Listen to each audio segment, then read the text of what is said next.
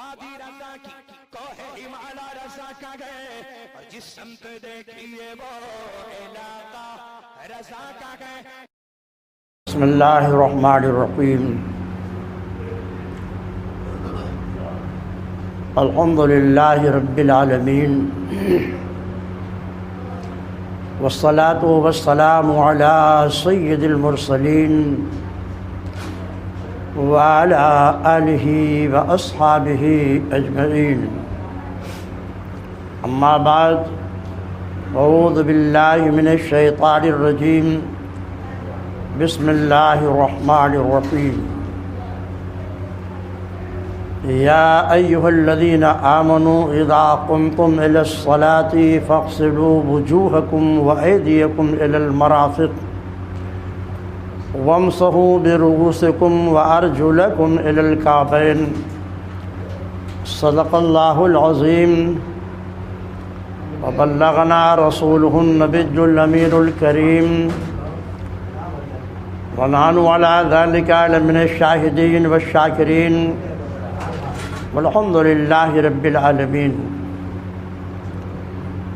معزز سامعین، نوجوان دوستو، عزیز بچوں، آئیے پہلے مورات مل کر آقائے دو جہاں، شہنشاہ کون و مکان، رحمت عالم، روحی فدا صلی اللہ علیہ وسلم کی بارگاہ ناز میں ہدیہ درود و سلام پیش کر لیں. اللہم صلی علی سیدنا و نبینا مولانا محمد کما تحب ترضی بان تصلی علیہ الصلاۃ والسلام علیک یا رسول اللہ صلی اللہ تعالی علیہ وسلم.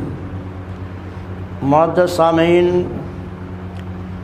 گزشتہ جمعہ میں وضو کے فرائض، واجبات اور سنن سے متعلق گفتگو ہو چکی ہے. آج کی اس محفل میں وضو کے دیگر مسائل سے متعلق تھوڑی دیر گفتگو ہوگی،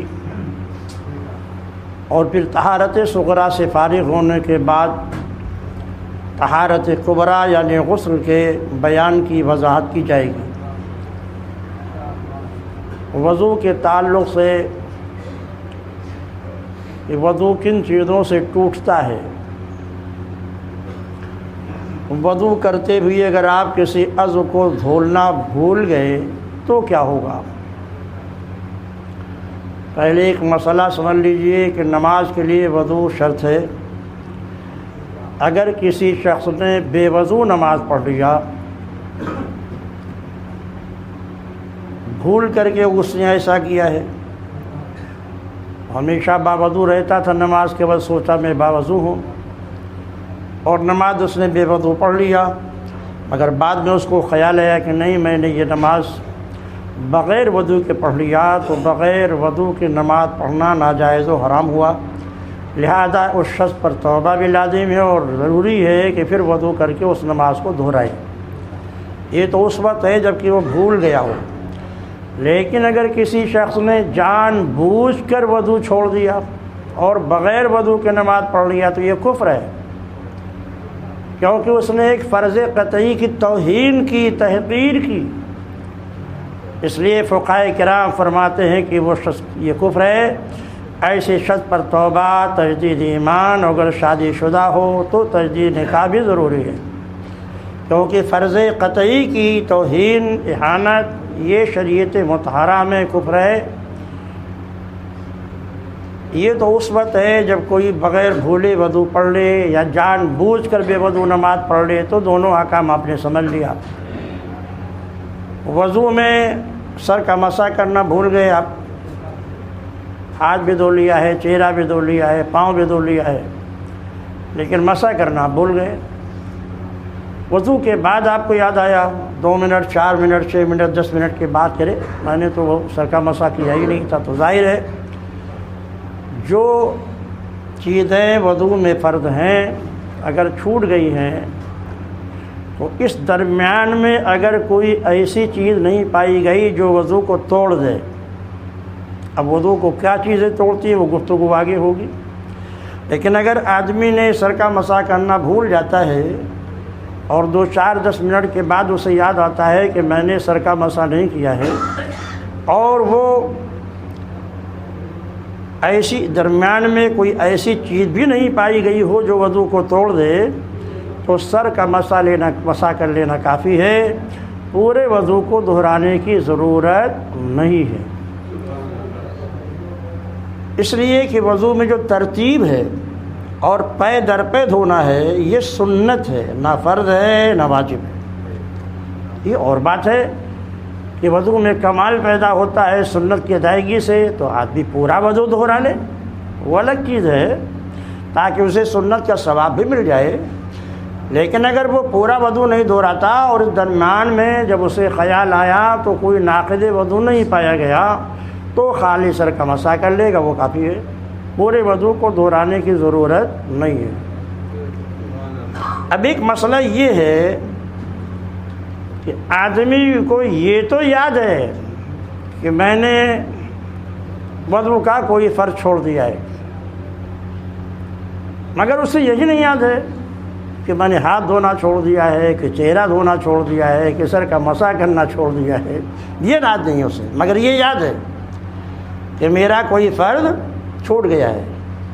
اور اتنا یاد نہیں ہے کہ میں نے چہرہ نہیں دھلا ہے یا سر نہیں مسح نہیں کی یا پاؤں یا ہاتھ نہیں دھلے ہیں، تب فقہاء اسلام فرماتے ہیں کہ اسلام اپنے ماننے والوں پر آسانی پیدا کرتا ہے، وہ خالی بایاں پاؤں دھو لے، بس یہی کافی ہے، کیونکہ سب سے آخری عمل جو کیا جاتا ہے وضو کا وہ بایاں پاؤں دھونا ہے۔ یہ مسئلہ بھی دماغ میں بٹھا لیجئے، کبھی ایسا ہو جائے کہ آپ کو یہ خیال ہے، یقین ہے کہ میرا میں کوئی عضو چھوٹ گیا ہے لیکن یہ معلوم نہیں وہ ہے کون، تب ایسے صورت میں صرف بائیں پاؤں کا دھو لینا ہی کافی ہے، پورا آپ کا وضو ہو گیا۔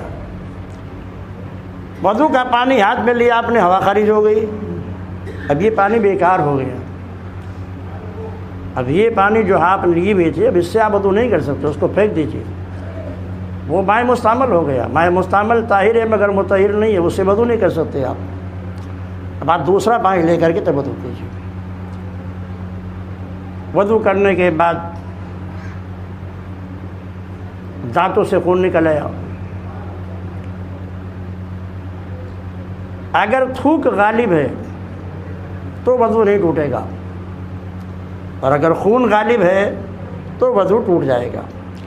اب کیسے پہچانیں گے آپ کہ تھوک غالب ہے یا خون غالب ہے؟ تو فقہاء اسلام نے ارشاد فرمایا کہ اگر تھوک سرخ ہو گیا ہے جو آپ تھوک رہے ہیں تو اس کا مطلب یہ ہے کہ تھوک پر خون غالب ہے، لہذا وضو آپ کا ٹوٹ گیا۔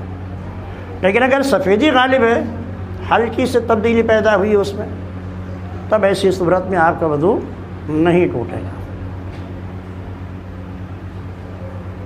کن کن چیزوں سے وضو ٹوٹتا ہے؟ کچھ باتیں لوگوں میں جہالت کے طور پہ مشہور ہے کہ گھٹنا کھل گیا تو وضو ٹوٹ گیا، کچھ لوگ کہتے ہیں بھائی ان کی جہالت ہے۔ کچھ لوگ کہتے ہیں کپڑا تبدیل کرنے سے وضو ٹوٹ جائے گا، آدمی اپنا سطر دیکھے گا۔ یہ دونوں باتیں جاہلانہ ہیں، نہ تو کپڑا کے تبدیل کرنے سے وضو ٹوٹتا ہے، نہ اپنا سطر دیکھنے سے وضو ٹوٹتا ہے، نہ گھٹنا کھل جانے سے وضو ٹوٹتا ہے۔ وضو ما خرج من السبیلین، اگلے اور پچھلے مقام سے کوئی بھی چیز نکلے گی، چاہے نجاست ہو چاہے کیڑا مکوڑا ہو، دونوں مقامات سے کوئی بھی چیز نکلے گی وضو ٹوٹ جائے گا۔ جسم کے کسی حصے سے خون نکلتا ہے اور خون نکل کر کے وہ ایسی جگہ کی طرف بڑھتا ہے جس کا دھونا وضو یا غسل میں ضروری ہے۔ خون نکلا، بہہ گیا، اگر وہ بہہ کر ایسی جگہ تک جاتا ہے جس کا دھونا یا تو وضو میں ضروری ہے یا غسل میں ضروری ہے تو وضو ٹوٹ گیا۔ لیکن اگر آنکھوں میں خون نکلا اور آنکھوں ہی میں رہ گیا، باہر نہیں نکلا، تو آنکھوں کا دھونا نہ وضو میں ضروری ہے نہ غسل میں ضروری ہے، اس سے وضو نہیں ٹوٹے گا۔ خون کے نکلنے میں اس کا خیال رکھنا ہوگا کہ اگر خون نکل کر جسم کے اس عضو کی طرف بڑھتا ہے جس کا دھونا یا تو وضو میں ضروری ہو یا غسل میں ضروری ہو تو وضو ٹوٹے گا، ورنہ نہیں ٹوٹے گا۔ کچھ عورتیں جہالت سے سمجھتی ہیں کہ دودھ پلانے سے وضو ٹوٹ جاتا ہے بچوں کو، ایسا شریعت میں نہیں ہے۔ دودھ پلانے سے وضو نہیں ٹوٹتا، بلکہ عورتوں کو تو حکم ہی ہے کہ وضو کر کے وہ دودھ پلائیں، تاکہ پاکیزہ دودھ سے بچے کی پرورش ہو۔ جب وہ دودھ جائے گا بچے کے پیٹ میں تو نورانیت پیدا کرے گا۔ بزرگان دین کی والدائیں جو تھی وہ وضو کرنے کے بعد ہی اپنے بچوں کو دودھ پلایا کرتی تھی، تو دودھ پلانے سے بھی وضو نہیں ٹوٹتا ہے۔ آپ نے جسم میں وضو کے بعد انجیکشن لگایا، کوئی بھی انجیکشن لگائیں آپ، چاہے پٹھوں میں لگائے چاہے رگوں میں لگائے، انجیکشن لگانے سے بھی وضو نہیں ٹوٹتا۔ ہاں، انجیکشن لگا کر چھوڑ دیا آپ نے، اس میں سے خون نکل آیا، خون نکل کر کے بہہ گیا اپنی جگہ سے، تو وضو ضرور ٹوٹ جائے گا۔ تو نفس انجیکشن وضو نہیں توڑتا، لیکن اگر انجیکشن لگانے کے بعد جگہ کو چھوڑ دیا آپ نے اور وہاں خون نمودار ہو کر کے بہہ گیا دائیں بائیں آگے پیچھے، تو وضو ضرور ٹوٹ جائے گا۔ آپ نے جانچ کے لیے اپنے جسم سے خون دیا، خون کی جانچ کے لیے، تو ضرور وضو ٹوٹ جائے گا، اس لیے کہ جانچ کے لیے اتنا خون نکالا جاتا ہے کہ اگر اس کو اپنی جگہ پہ چھوڑ دیا جاتا تو بہہ جاتا۔ دائرے شیشی میں خون نکالا جاتا ہے، وہ کافی ہوتا ہے۔ لہٰذا جانچ کے لیے اگر انجیکشن کے ذریعے یا کسی بھی چیز کے ذریعے آپ نے نکالا خون کو اور جانچ کے لیے دیا تو اس سے وضو ٹوٹ جائے گا۔ معزز سامعین، وضو کے توڑنے والی یہ چیزیں ہیں۔ آنکھ دکھتی ہو، بیماری ہو، آنکھ میں کوئی تکلیف ہو، آنکھ آ گئی ہو، دکھتی ہو، اس مسئلے سے لوگ بہت غافل ہیں کہ اگر آنکھ کے دکھنے کے بعد آنکھ سے پانی نکلتا ہے تو وضو بھی اس سے ٹوٹ جاتا ہے، اس لیے اس کا خاص احتیاط برتنا چاہیے۔ قے بچے نے کیا، چاہے دودھ کا ہو چاہے بلغم کا ہو، معدے سے قے اگر آتا ہے، منہ پر اگر قے ہے تو وضو توڑ دے گا آپ کا۔ اگر آپ سے قے ہو جاتی ہے تو چاہے وہ پانی کی قے ہو چاہے وہ کھانے کی قے ہو، اگر منہ بھر ہے تو قے بھی نواقض وضو میں سے ہے، اس سے وضو ٹوٹ جاتا ہے۔ بچے نے قے کیا تو ظاہر ہے وہ مکلف نہیں ہے، مگر جو قے اس نے کیا ہے وہ نجس ہے، لہٰذا اگر وہ آپ کے جسم پہ لگ گیا یا آپ کے کپڑے پہ لگ گیا اور اگر وہ مقدار درہم ہے تو اس کا دھونا ضروری ہے، بغیر دھوئے بھی اگر آپ نماز پڑھیں گے تو نماز نہیں ہوگی۔ وہ چاہے پانی کی قے کرے اور چاہے کھانے کی قے کرے چاہے دودھ کی قے کرے، بشرطے کہ معدے سے آیا ہو۔ مقدار درہم اگر لگ گیا تو دھونا اس کا ضروری ہے، چاہے کپڑے میں لگے اور چاہے جسم میں لگے۔ لوگوں میں مشہور ہے کہ اگر دودھ پیتا بچہ دودھ نہیں پیتے کھانا نہیں کھاتا اور دودھ پیتا ہے اور وہ پیشاب کر دے تو ناپاک نہیں ہے، یہ جہالت ہے۔ حدیث کی کتابوں میں پورا اس کا باب قائم کیا گیا، باب بول الصبی، بچے کی پیشاب کا بیان۔ تمام حدیثیں اس بات پر دلالت کرتی ہیں کہ بچہ خواہ کتنا ہی چھوٹا کیوں نہ ہو، پیشاب نجس ہے، ناپاک ہے۔ کپڑے میں لگ گیا تو کپڑا ناپاک ہے، بستر میں لگ گیا تو بستر ناپاک ہے۔ بس فرق اتنا ہے کہ اگر بچہ اور بچی کھانا نہیں کھاتے، بہت چھوٹے ہیں، تو لڑکی کا اگر پیشاب لگ گیا ہے تو اس کے لیے غسل خفیف کافی ہوتا ہے، اور اگر لڑکی کا پیشاب لگ گیا ہے تو اس میں بدبو زیادہ ہوتی ہے، اس لیے اسے مبالغے کے ساتھ دھلا جائے گا۔ اس پر احناف کا اتفاق ہے۔ معزز سامعین، یہ ہے وہ چیزیں جن سے وضو ٹوٹ جاتا ہے، وضو ہو یا غسل۔ منہ میں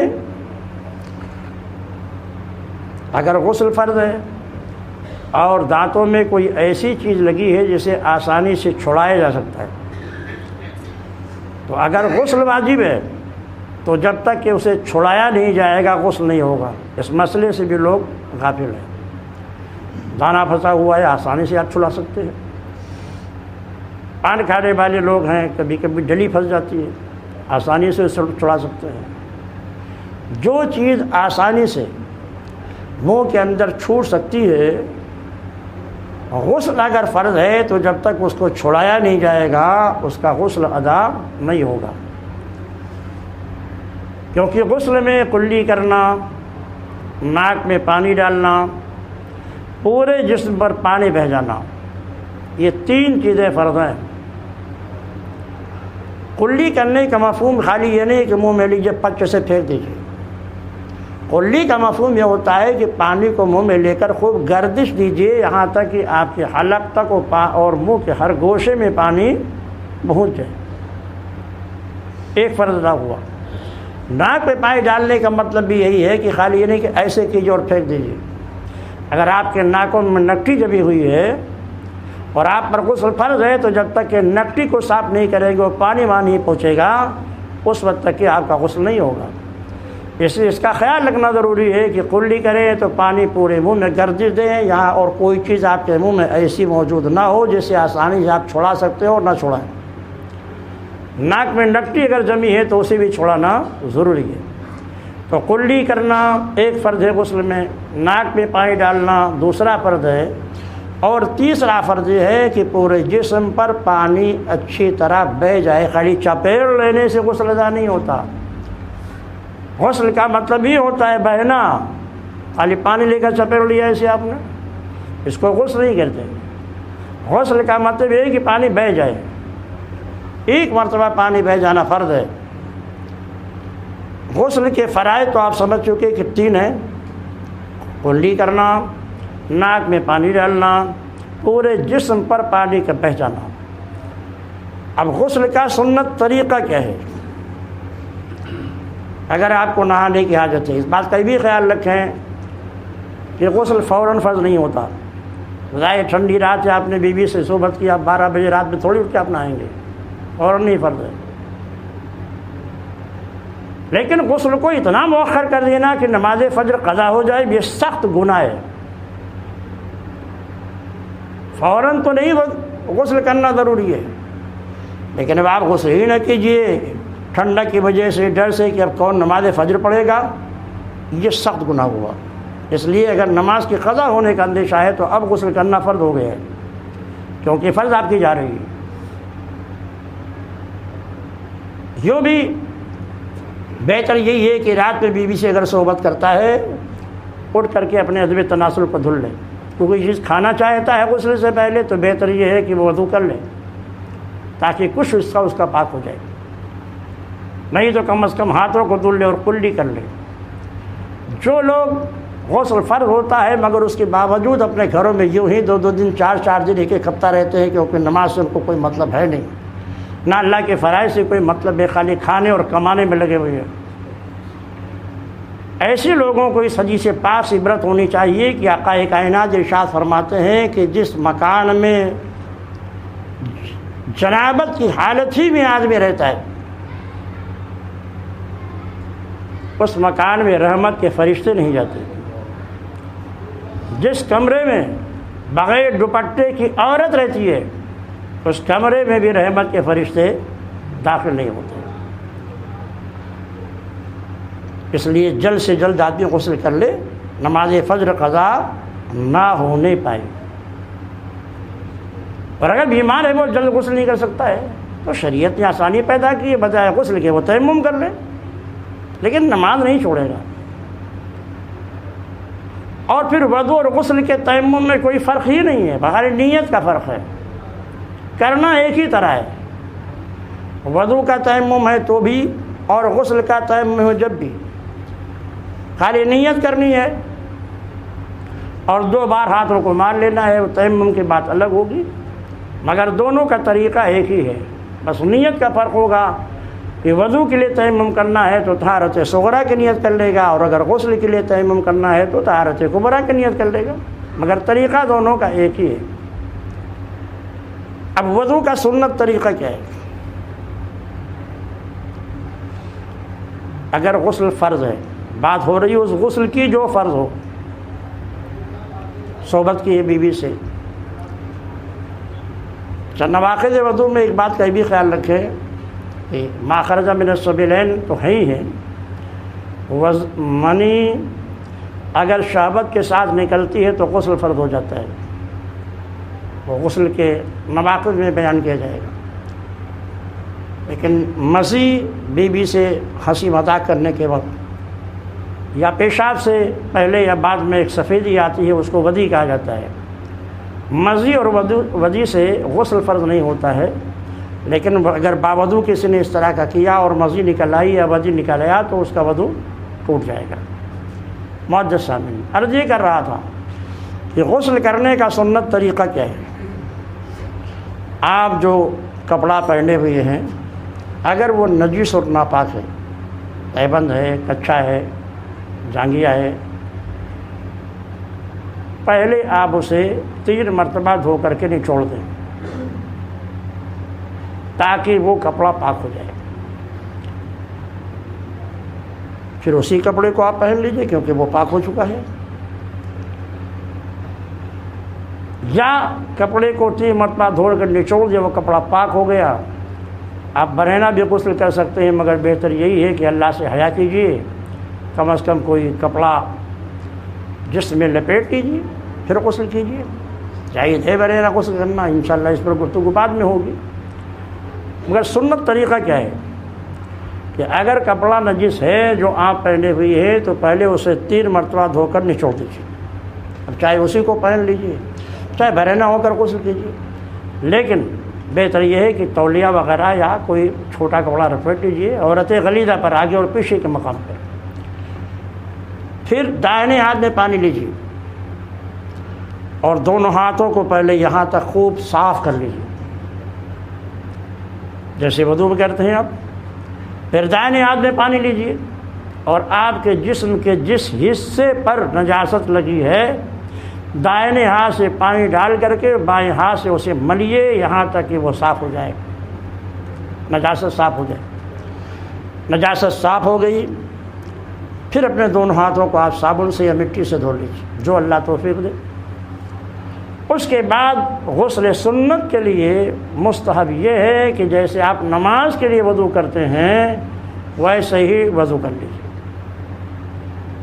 جو طریقہ نماز کے لیے وضو کرنے کا ہے وہی طریقہ ہے غسل سنت میں بھی وضو کرنے کا، بس فرق اتنا ہے کہ اگر ایسی جگہ آپ غسل کر رہے ہیں کہ پانی اکٹھا ہو رہا ہے، اپنے پاؤں کو نہیں دھلیں گے کیونکہ کوئی مطلب نہیں ہوگا پانی دھونے کا، نجس پانی اس میں گر رہا ہے۔